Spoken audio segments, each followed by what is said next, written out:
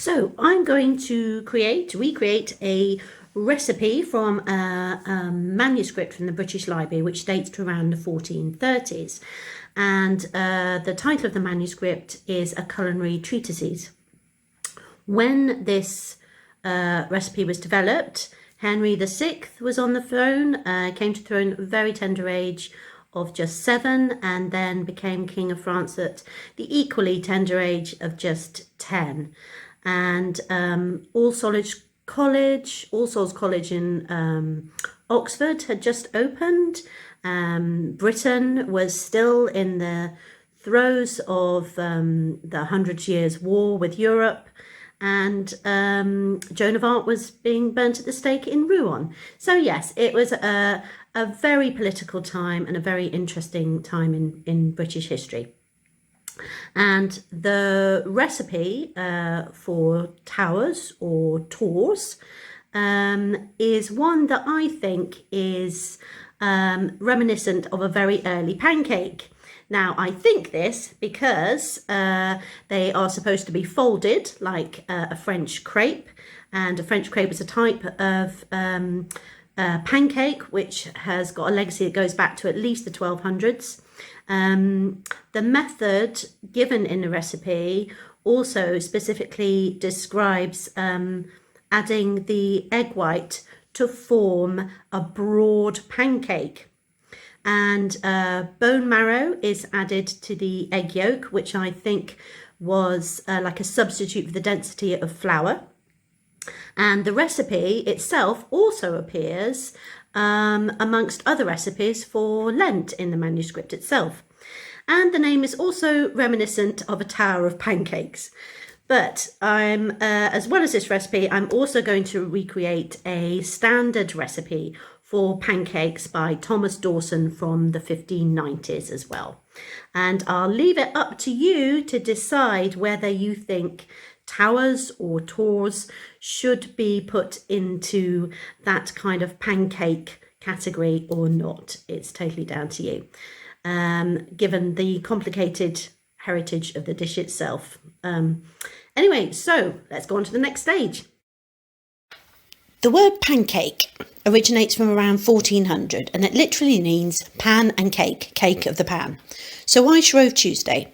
We tend to associate pancakes with Shrove Tuesday, the last day before Lent, as a way of eating up all the forbidden foods we weren't allowed to consume during Lent. But all of the typical ingredients of pancakes were allowed, so that really is debatable. Shrove comes from the old Saxon word shrive, or to absolve, and there's another story that involves people making confessions on Shrove or Shrove Tuesday in medieval times, confessions that required discipline and control, therefore the need to abstain from eating luxury foods. A sort of purging, and pancakes were considered the ideal food to consume on this day. So what exactly is a pancake? What should it contain? The Romans introduced Britain to fried and scrambled egg dishes with all manner of additions, and then the French adapted this with their omelette and crepes, and some very early pancake recipes were known as fritters or fraise, a flour and egg batter often fried up with apples or sometimes pork.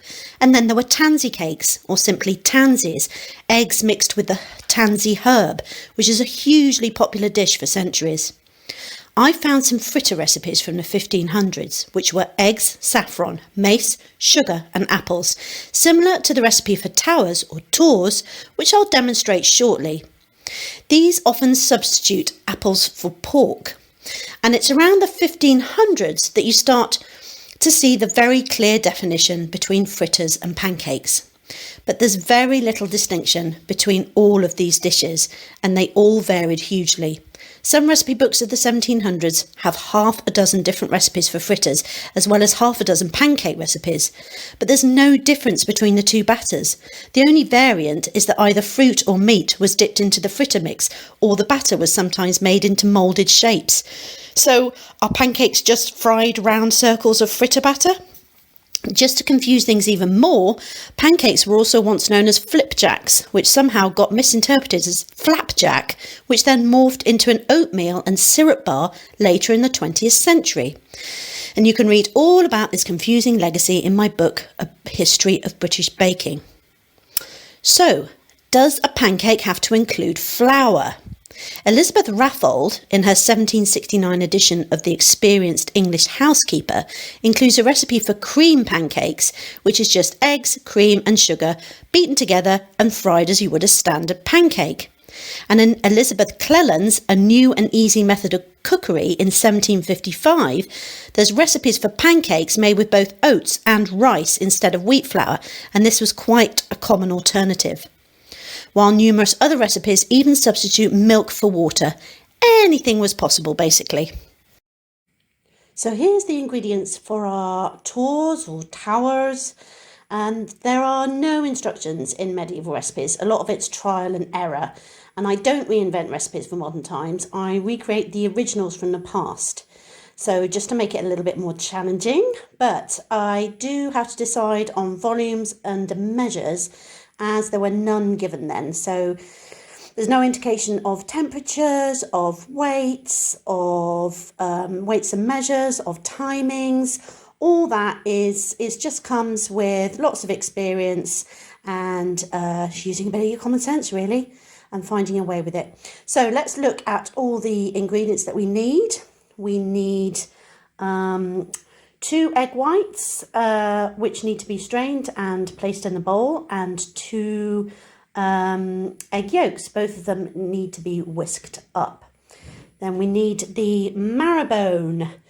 And marrowbone, as you can see here, is this part of the bone that runs all the way through here, this little bit here.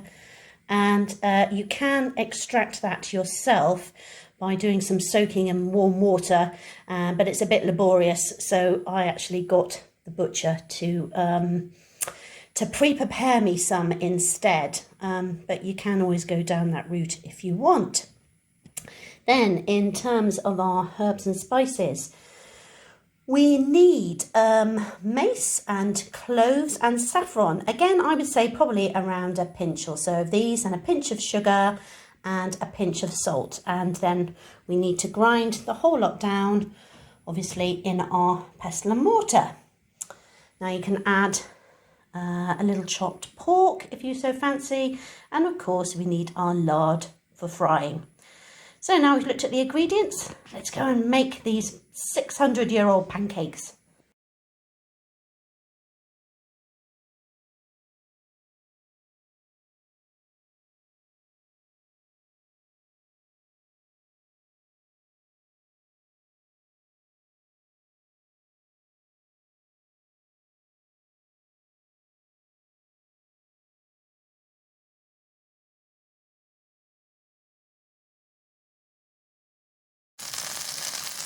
So we're just going to get this nice and hot. The recipe says to wait until the butter is brown, and it's certainly turning now. It's difficult to tell in the brown earthenware. This is a very thick batter because of the cream. I'm just going to start putting some in now. Okay, here we go.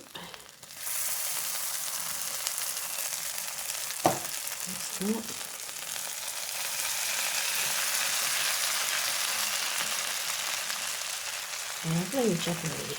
Yep, certainly smells a lot more like proper pancake than the tours, which just loosely smell of pork. Not that pleasant. Right, there we go. No pork here.